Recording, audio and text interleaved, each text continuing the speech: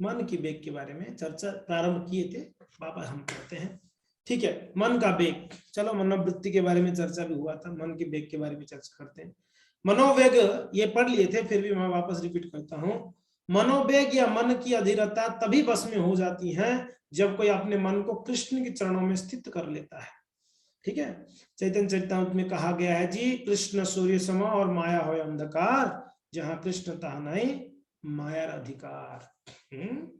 कृष्ण सूर्य के समान है और माया जो है अंधकार के तुल्य है। यदि सूर्य उपस्थित हो तो अंधकार का कोई प्रश्न ही नहीं उठता। इसी प्रकार यदि कृष्ण मन में उपस्थित हो तो माया के प्रभाव से मन के विचलित होने की कोई संभावना नहीं रहती। समस्त भौतिक विचारों के निषेध की योग विधि से कोई लाभ नहीं होगा। मन को शून्य की सृष्टि करने का प्रयास करना कृत्रिम विधि है। यह शून्य टिक नहीं सकता, किंतु यदि कोई सदैव कृष्ण का तथा उनकी श्रेष्ठतम सेवा का करने का चिंतन करता है तो उसका मन सहज ही बस में हो जाता है। ठीक है, तो मन का बड़ा चंचलता है, मन का वेग बहुत ही कठिन है, उसको बचना और उसको रोकना।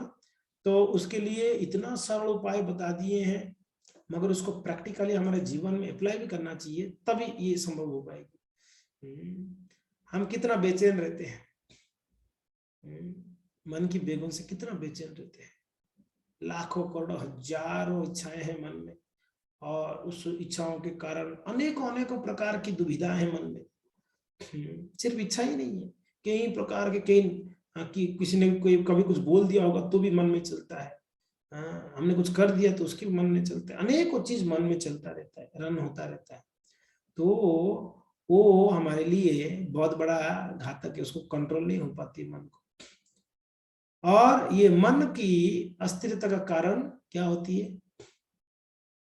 लोग डिप्रेशन में जाते हैं जी, बहुत ज्यादा सोचते हैं और डिप्रेशन में चले जाते हैं। बहुत ज्यादा किसी के बारे में कुछ चिंतन हो जाएगी, चिंता हो जाएगी, चिंतन तो नहीं, चिंता हो जाएगी।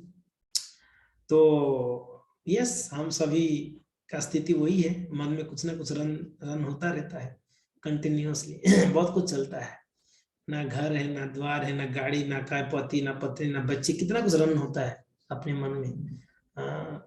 तो इसके लिए उसको ब्लैंक नहीं कर सकते हैं, उसमें कृष्ण चिंतन करें, कृष्ण का सेवा कैसे अच्छा किया जाए उसके बारे में चिंतन करें। श्रील प्रभुपाद जी एक लेक्चर में कहते हैं कि हमारे पास तो टाइम ही नहीं है माया के बारे में सोचना, दूसरा को सोचना। हमारा मन इतना एंगेज्ड है, 24 आवर्स हम एंगेज्ड है हमारा मन, तो हमारे पास तो टाइम ही नहीं दूसरे बारे में सोचने के लिए। ये कृष्ण भावनामृत है। कोई व्यक्ति अपना घर संभालते हुए, मान लीजिए घर का कार्य कर रहा है तो भी कृष्ण में सोच सकता है। कोई ऑफिस में जॉब कर रहा है वो भी कृष्ण को सोच सकता है उस समय। कृष्ण चिंतन, इसको प्रैक्टिकली हमारे जीवन में अप्लाई अगर करें तो देखिए हमारा मन कितना शांत रहता है, बेचैनी खत्म हो जाएगी। है कि नहीं? तो प्रभुपाद जी इस बात को यहाँ पर कहते हैं कि अगर कोई सदैव कृष्ण तथा उनकी श्रेष्ठतम सेवा करने का चिंतन करता है तो उसका मन सहज ही बस में हो जाएगा, सहज अपने आप, मीन्स आपको अलग से प्रयास करने का जरूरत नहीं, कृष्ण को सोचो मन बस में हो गए। तो फिर वाचो वेगम हो गया, वाणी का वेग, मनस, मन की वेग के बारे में प्रभुपाद जी बोले। अभी क्रोध की वेग, क्रोध की वेग प्रभुपाद जी कहते हैं इसी प्रकार क्रोध को बस में किया जा सकता है। हम क्रोध करना पूरी तरह तो बंद नहीं कर सकते, लेकिन यदि हम उन्हीं पर क्रोध करें जो भगवान या भगवत भक्तों की निंदा करते हैं तो हम कृष्ण भावनामृत में अपना क्रोध बस में करते हैं। किनके ऊपर? जो भगवान को या भगवान के भक्तों का निंदा करते हैं उनके ऊपर। तब तो आज से छोड़ेंगे नहीं, बात शुरू करेंगे, सबको डांट फटकारेंगे, छोड़ेंगे नहीं। बस बोला ना आपने अभी, जो भगवान और भक्तों का निंदा करते हैं उसको हम नहीं छोड़ेंगे, अभी उनको क्रोध करेंगे। है कि नहीं है? तो क्रोध को सिर्फ वही जगह पे कहा गया कि वही जगह पे क्रोध करना है जहां पर भक्त और कृष्ण का निंदा होती, बाकी जगह पे नहीं है, हर जगह पे नहीं करना है, ऐसे कहा गया है। तो अगर भक्त की निंदा होती तो उनको आप उचित रूप से आप कह सकते हैं, और भगवान की निंदा होता है भगवान चैतन्य महाप्रभु जगाई तथा माधाई नामक दो दुष्ट भाइयों पर क्रुद्ध हुए थे, जिन्होंने नित्यानंद प्रभु की निंदा की थी और उन्हें मारा था। अपने शिक्षाष्टकम में भगवान चैतन्य महाप्रभु ने लिखा है, तृणादपि सुनिश्चयेन तरोरपि सहिष्णुना, मनुष्य को तृण से भी अधिक विनम्र तथा वृक्ष से भी अधिक सहनशील होना चाहिए। तब कोई पूछ सकता है कि महाप्रभु ने क्रोध क्यों किया जी? खुद ही बोलते हैं कि विनम्र बनना चाहिए, और खुद ही महाप्रभु क्रोध कर रहे हैं। बात यह है कि मनुष्य को स्वयं का सभी तरह का अपमान सहन करने के लिए तैयार रहना चाहिए, लेकिन जब कोई कृष्ण या उनके शुद्ध भक्तों का निंदा करता है तो असली भक्त क्रुद्ध होता है और अपराधियों पर अग्नि की तरह बरस पड़ता है। तो आप क्वालिफाइड हो क्रोध करने का किसके ऊपर? जो भगवान और भक्तों का निंदा करते हैं। मगर एक तरफा ये है कि हम अपने लिए कभी क्रोध ना करें, अपने ऊपर कुछ भी आए। हम नॉर्मली क्रोध कब होता है, हमें कब आता है? क्रोध का कारण क्या है पता नहीं, पता है? पता ही नहीं, पता है?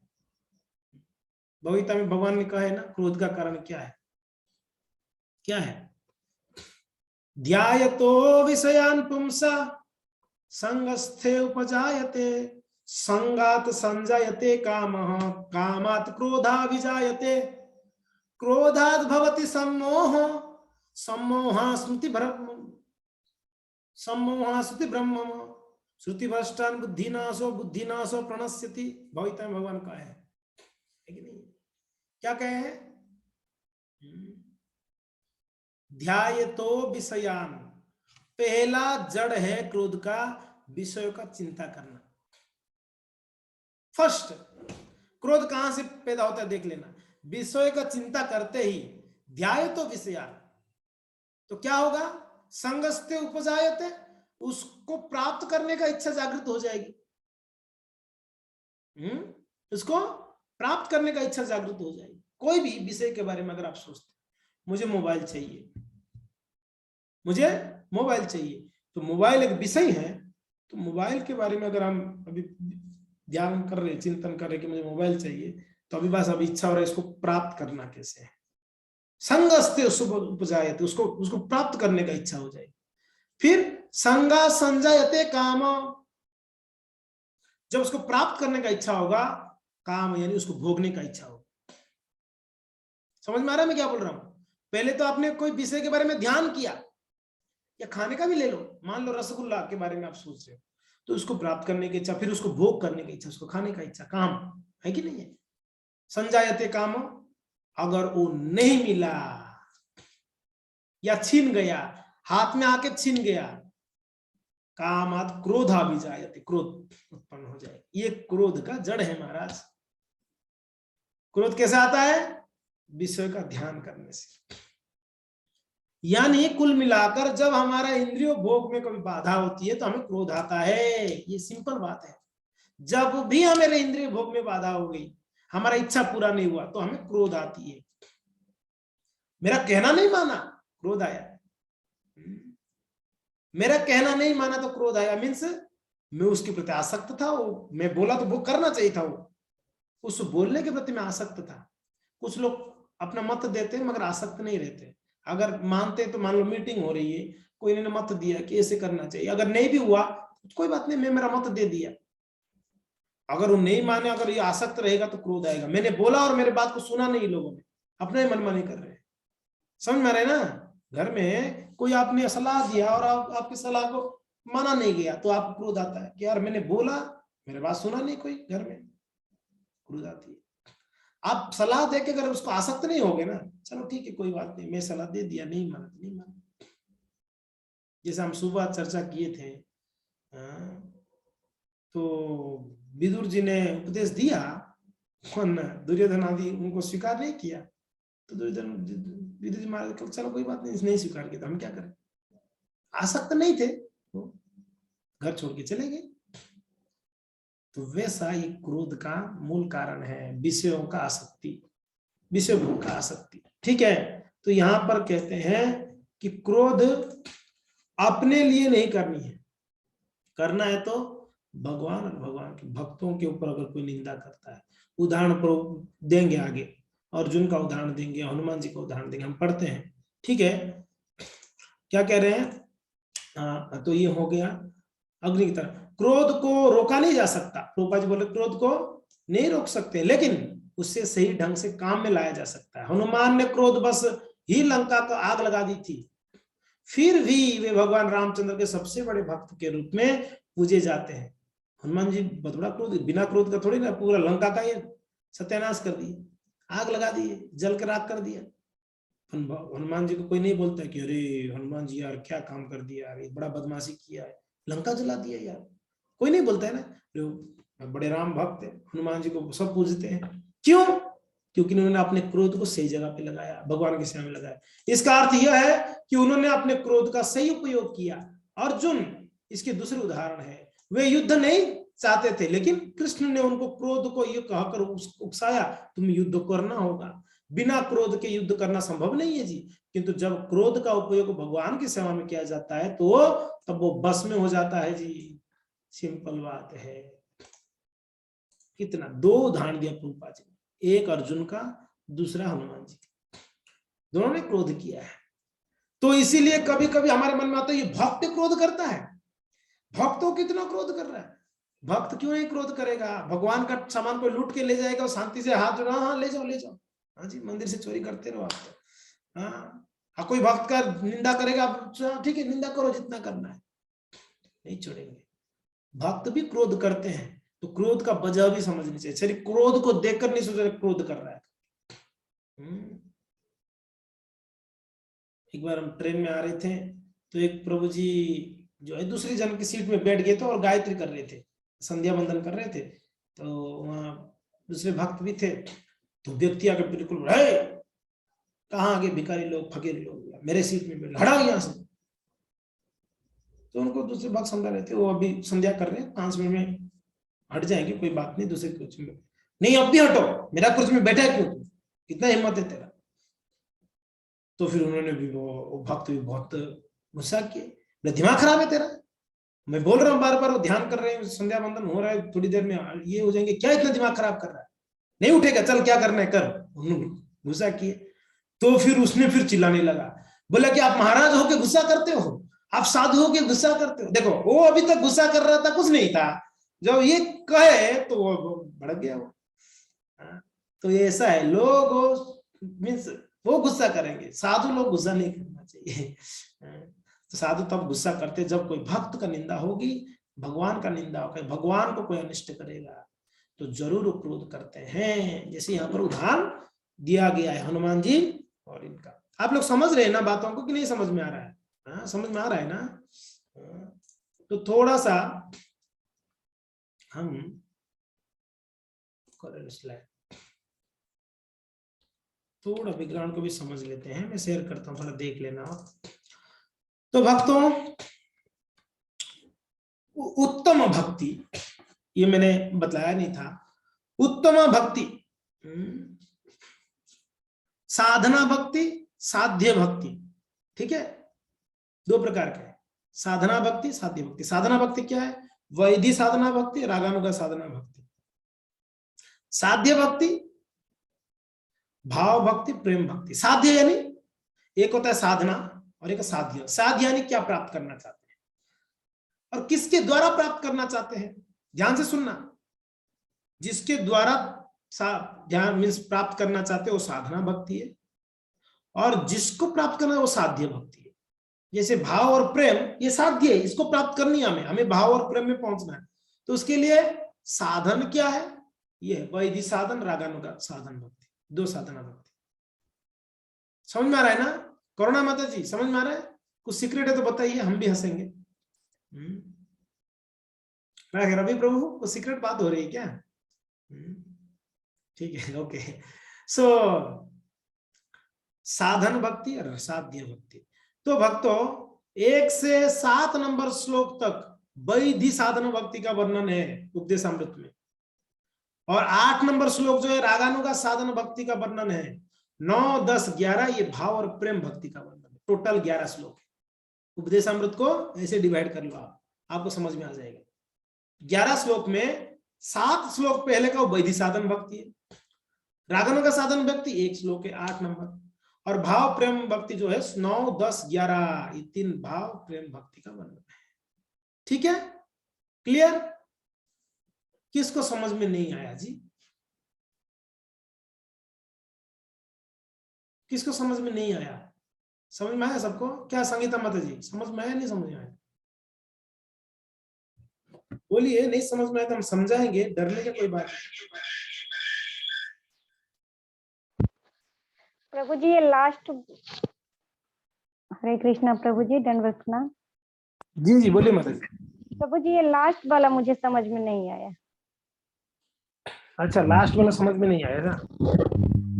मेरा वीडियो बंद हो गया, 1 मिनट लाइन रही ना प्लीज।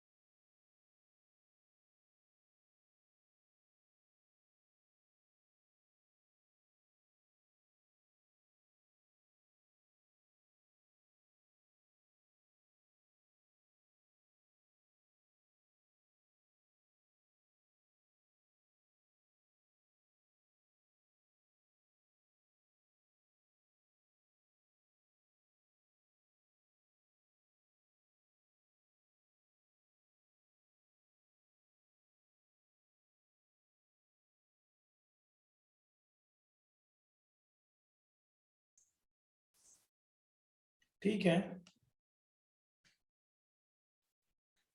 हाँ ओके। तो आपको लास्ट वाला समझ में नहीं आया का है, ठीक है? तो ये चार्ट जो है ये समझ में नहीं आया, राइट माता जी? आपको चार्ट वापस समझाऊं मैं, ठीक है? ठीक है, उत्तम भक्ति यानी शुद्ध भक्ति, ठीक है? उत्तम भक्ति यानी शुद्ध भक्ति। तो उत्तम भक्ति को प्राप्त करने के लिए हमें साधन भक्ति चाहिए, ठीक है? और उसके लिए साध्य क्या है? साध्य भक्ति भाव और प्रेम है, ठीक है? इसको प्राप्त करना, ये उत्तम भक्ति करने से ही प्राप्त होगी, ये 2 चीज, भाव भक्ति प्रेम भक्ति। साधन भक्ति क्या है? वैधि साधन भक्ति, रागानुगा, 2 प्रकार के साधन भक्ति है। ये मैंने कई क्लास में चर्चा भी किया है।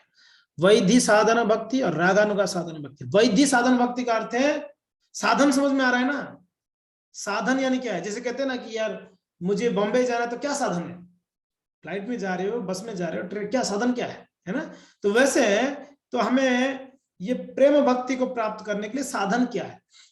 प्रेम प्राप्त करने के लिए साधन है ये वैदिक भक्ति।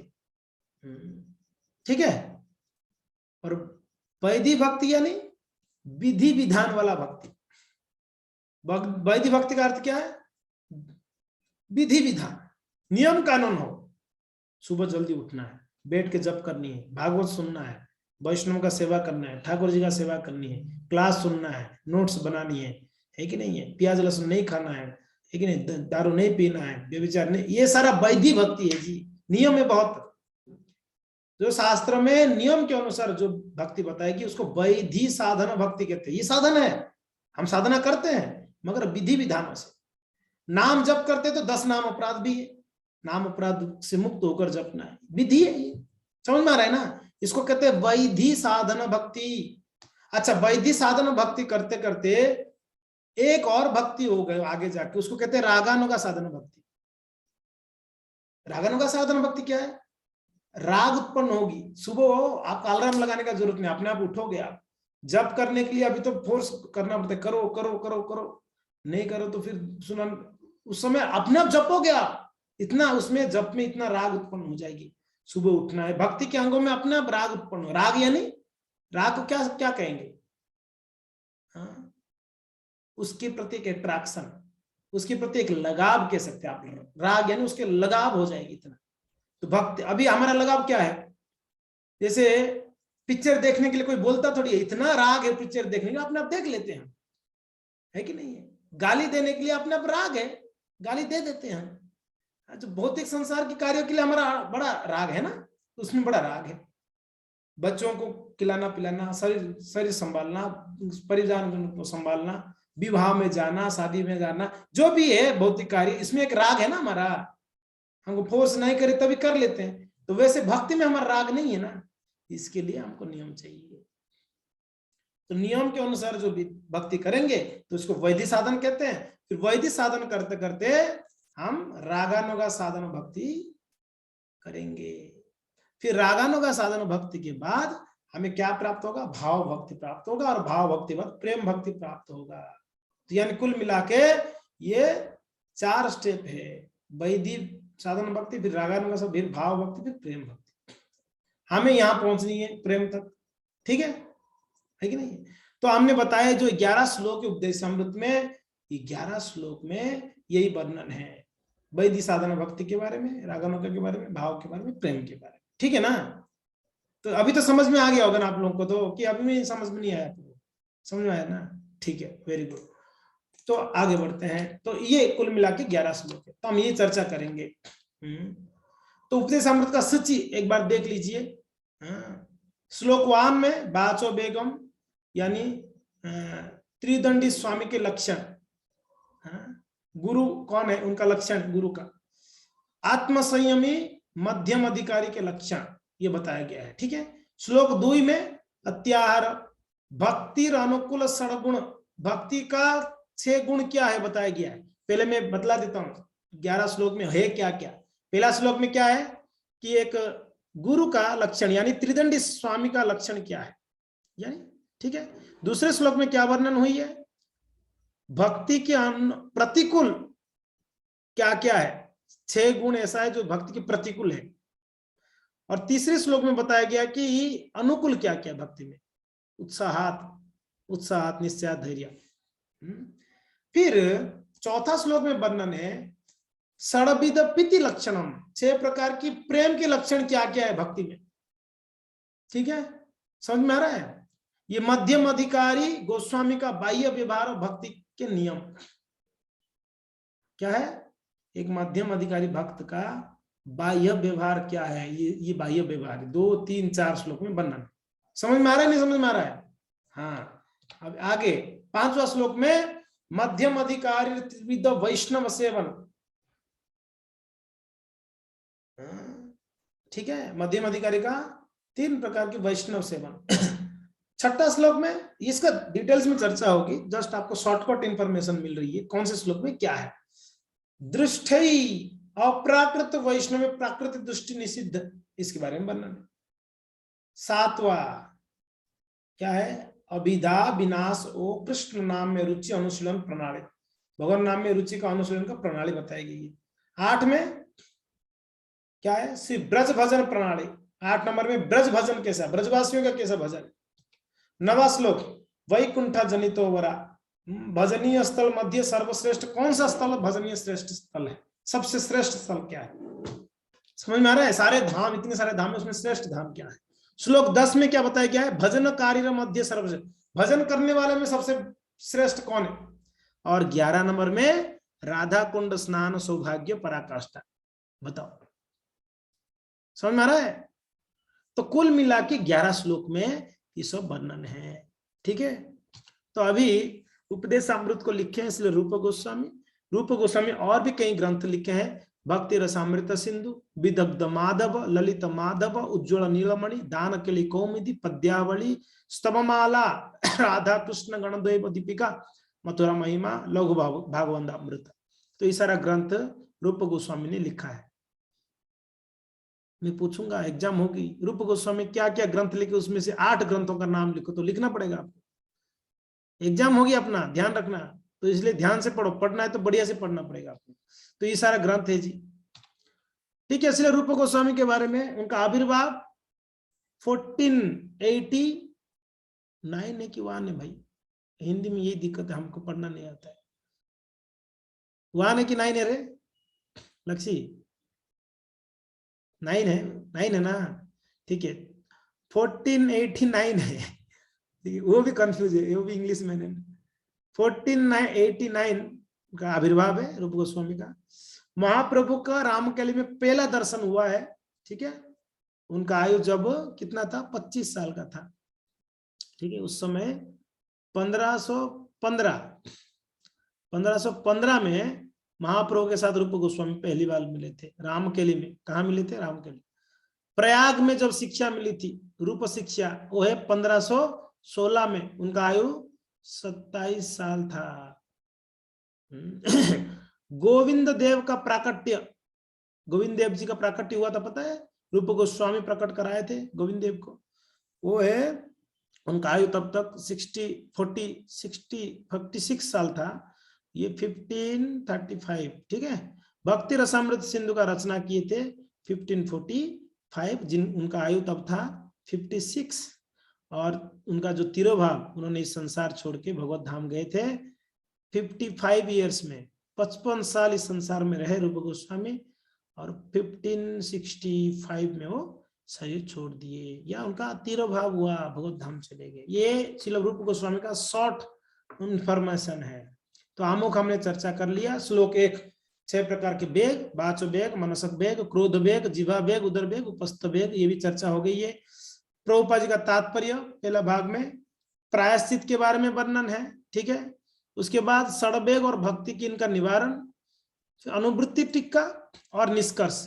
तो हम लोग प्रायश्चित के बारे में पढ़ लिया, षड्वेग और उसकी भक्ति से इनका निवारण, ये अभी चर्चा चल रही है। इसके बाद अनुवृत्ति टीका आएगा, फिर निष्कर्ष आएगा, ठीक है, समझ में आ रहा है। हम लोग स्टेप बाय स्टेप जा रहे हैं, प्रायश्चित हो गई हम लोग का, ये वाला चल रही है अभी, ठीक है। अभी प्रभुपाद जी कहते हैं अनियंत्रित इंद्रियां के द्वारा पाप होती है और पाप से व्यक्ति नरकगामी जाता है, ठीक है। ओके, ये चर्चा हो गई है। 4 प्रकार के लोगों का वर्णन किया प्रभुपाद जी, जो सुनकर सीखता है, दूसरा जो देखकर सीखता है, तीसरा जो अनुभव करके सीखता है, और चौथा जो अनुभव करने के बाद भी नहीं सीखता। प्रभुपाद 4 प्रकार के लोगों का बात बताए थे ना, याद है आप लोगों को ना। Okay, next. तो प्रभुपाद जी ये पहला जो उदाहरण दिए हैं, चोर का उदाहरण दिए थे, ये कर्म कांड है। ज्ञान कांड में क्या है, स्वच्छ रहने की प्रक्रिया बतलाए थे प्रभुपाद जी। आपको याद है कि भूल गए आप लोग, याद है ना। हाँ, फिर भक्ति का उदाहरण क्या, सूर्य और कोहरा का उदाहरण दिए थे। जो प्रायश्चित का उदाहरण दिए थे ना, तो प्रायश्चित का 3 उदाहरण था। एक तो ये कर्म कांड का उदाहरण है, चोरी का। ज्ञान कांड में क्या है, स्वच्छ रहने का विधि। और भक्ति मार्ग में क्या, सूर्य का कोहरा, ठीक है। और प्रभुपाद उदाहरण दिए थे, हाथी का स्नान का एक बताए थे, दूसरा वेणुगुल्म बताए थे ना, वेणुगुल्म के बारे में, बांस के बारे में बताए थे, नहीं बताए थे, स्मरण है ना आप लोगों को।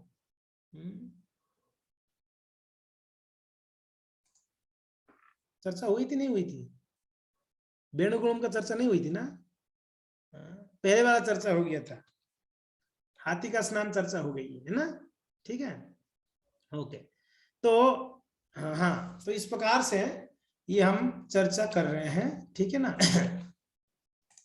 यानी एक पेज के मिसिंग है, हमने जो पढ़ाया है वो पेज के मिसिंग है, ठीक है। तो वाचो बेगम में असंयमित वाणी क्या है? वो भौतिक बातें, उदाहरण मेंढक, सांप को बुलाना।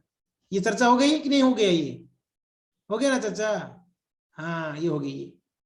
तो असंयमित वाणी क्या है? तो प्रभुपाद जी बताया कि भौतिक बातें, जैसा उदाहरण देते हैं, मेंढक टरटराता है, सांप को बुलाता है। संयमित वाणी क्या है? हाँ? एक संयमित वाणी मायावादी लोग करते हैं, मौन रहना, ये विधि सही नहीं है। दूसरा संयमित वाणी क्या है? कृष्ण कथा, जो भक्त करते हैं, वाणी का वास्तविक संयम। ठीक है, ये चर्चा हो गई वाणी के बारे में। ओके, ठीक है। मनस बेगम, मन के बारे में, तो माया अंधकार के समान, कृष्ण सूर्य के समान। तो भौतिक विचार है कि नहीं? ये अनियंत्रित मन है, कृष्ण नियंत्रित मन है, सूर्य के समान है। ये चर्चा हो गया, अभी अभी हमने चर्चा किया। क्रोध, क्रोध का नियंत्रण, भगवान और भक्तों की निंदा करने वाले पर क्रोध का प्रयास। तो 3 उदाहरण दिए प्रभुपाद जी। एक, चैतन्य महाप्रभु क्रोध किया जगाए माधाय के ऊपर, हनुमान जी क्रोध किए लंका जला दिए, अर्जुन क्रोध किए कुरुक्षेत्र युद्ध में। ठीक है, ये भी चर्चा हो गई हमारा आज। ठीक है, तो यहां तक का हमारा चर्चा आज हो गया है, राइट? ठीक है ना? हाँ, ओके। तो हम आगे का चर्चा करते हैं।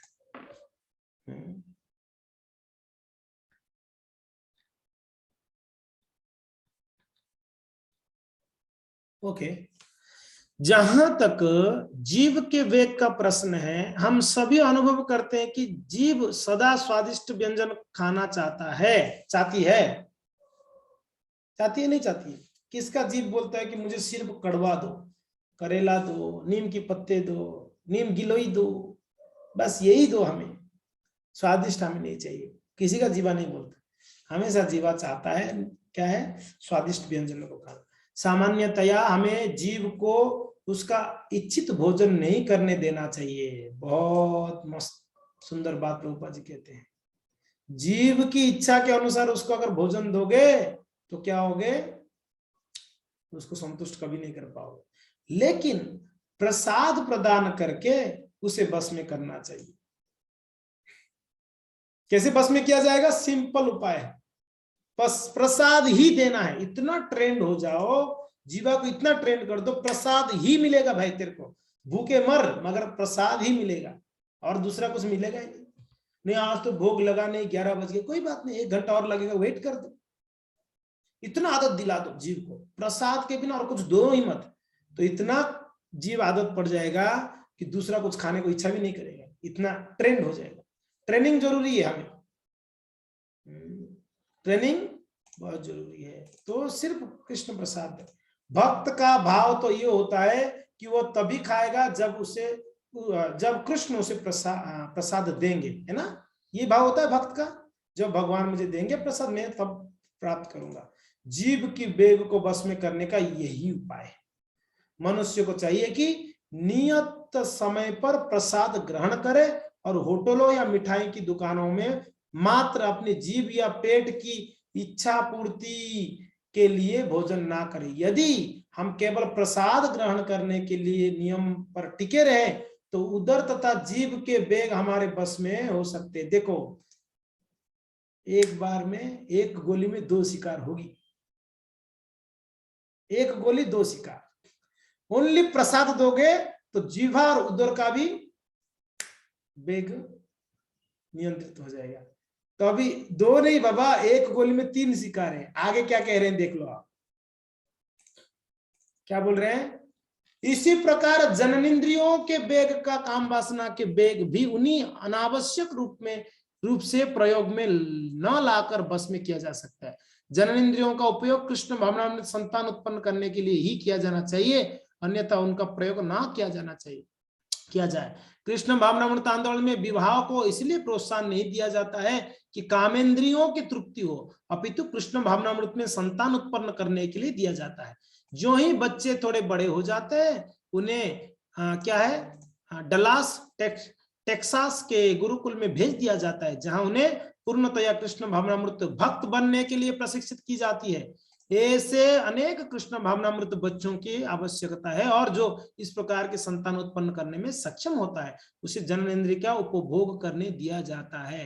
प्रभुपाद जी का ये तात्पर्य है, जननेंद्रिय यानी हमारा सेक्स डिजायर, हमारा काम वासना है, उसको कैसे कंट्रोल किया जाए। प्रभुपाद जी सरल उपाय बताते हैं। हम इसीलिए विवाह के लिए प्रोत्साहन नहीं देते कृष्ण भावनामृत में कि वो भोग करे, वो सिर्फ अपने काम इच्छाओं को पूरा करे, इसके लिए नहीं, इसके लिए दी जाती विवाह के लिए प्रोत्साहन, ताकि वो एक सुंदर आध्यात्मिक एक भक्त पुत्र को या पुत्री को जन्म दे, संतान को जन्म दे। और प्रभुपाद जी विधि बताते हैं, जन्म के बाद और कुछ समय बड़ा होने के बाद उसको गुरुकुल में डाला जाता है, उनको आध्यात्मिक शिक्षा दी जाती बच्चे को। तो जब वो आध्यात्मिक शिक्षा लेता है तो समाज के लिए एक बहुत बड़ा कार्य कर सकता है, लोगों को भक्ति में जुड़ा सकता है, भक्त बन सकता है। तो ये असली नियंत्रण है, ना कि बस भोग करने के लिए हमारा इच्छाओं को पूरा किया जाए, ना, इसके लिए नहीं है। समझ में आ रहा है। और जब अनुवृत्ति टीका का चर्चा होगी, भक्ति सिद्धांत महाराज जी एक गोली में 3 शिकार करते, कहते हैं कि अगर प्रसाद ही खाओगे तो जीवा, उदर और हमारा जननेंद्रिया तो एक लाइन में है ना, तो अगर आप यहाँ कंट्रोल करोगे तो दोनों अपने आप कंट्रोल हो जाएंगे, यानी तीनों साथ में कंट्रोल होगा। भक्ति सिद्धांत महाराज बताएंगे आप। तो अगर आप जीवा का कंट्रोल होगा तो आपका काम इच्छा भी कंट्रोल में हो जाएगी। तो ऐसे कहेंगे। तो यहाँ पर बहुत सुंदर बात प्रभुपाद जी कहते हैं कि जीवा को और उदर को कंट्रोल करने के लिए बस यही निर्णय ले लो, पक्का कर लो कि मुझे प्रसाद ही खाना है, बिना भोग लगा के बिना कुछ नहीं खाना है, कुछ भी हो जाए, कुछ भी हो जाए। यहाँ पर कितना लोग सिर्फ प्रसाद ही खाते हो, प्रसाद के बिना कभी यहाँ वहां नहीं खाते, ना होटल में जाके, ना कोई विवाह में, ना व्रत आदि में। एक जन हाथ उठाए बस, बाकी सब खाते हो ना इधर उधर का।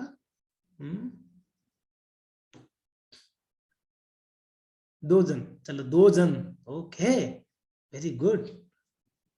3 लोग, 4 लोग, ओके, 5 लोग। कुछ लोग डर डर के आधा उठा रहे हैं, आधा आधा प्रभु जी, आधा ये आधा वो, बाहर भी आधा खाते हैं, आधा ये खाते हैं, ऐसा। कभी कभी नियम भंग हो जाती है प्रभु जी, क्या करें, आप तो ब्रह्मचारी, आपको तो कहीं भी मिल जाएगा प्रभु जी, हम तो घर गृहस्थी वाले, हमें कौन देगा, हम तो शादी में जाने के बाद थोड़ी हमें स्पेशल हमारे लिए अलग से बनाएंगे। आप ब्रह्मचारी को बुलाते तो आपके लिए बराबर अलग से तैयारी होती है, ऐसा नहीं है। प्रयास करेंगे, भगवान आपको वैसे माहौल देंगे, प्रसाद का माहौल देंगे, आप प्रसाद मिलेगा। प्रार्थना करो ठाकुर जी से, प्रे करो, ठीक है, प्रयास करो। देखो हमारे हाथ में प्रयास तक है, बाकी तो भगवान की इच्छा।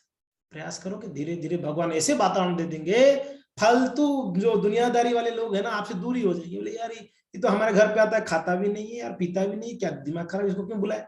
तो इसके घर पे भी जाके क्या है, ना चाय देता है, ना कॉफी पूछता है, ना क्या, वो सिर्फ उबला हुआ खिलाते हैं ये लोग, ये दिमाग खराब है। ना प्याज है उसमें, ना लहसुन है, ना क्या है, दिमाग खराब है। आएंगे भी नहीं आपके घर पे, बुलाएंगे भी नहीं आप, धीरे धीरे सब कट हो जाएंगे। हम ही नहीं चाहते कोई हमसे कट हो जाए। बात यह है कि फालतू लोग आएंगे नहीं, फालतू लोग नहीं आएंगे। जो सच में साधु साधु प्रकार के लोग हैं, साधु विचार वाले, वो आएंगे हमारे पास, या हम उन्हीं के पास जा पाएंगे। बाकी लोग नहीं नहीं यार, ये तो भक्त हो गए, इनसे कोई अभी कुछ मिलने वाला नहीं है। पहले जाते तो यार चाय के लिए पूछते, आज चाय भी नहीं पूछते।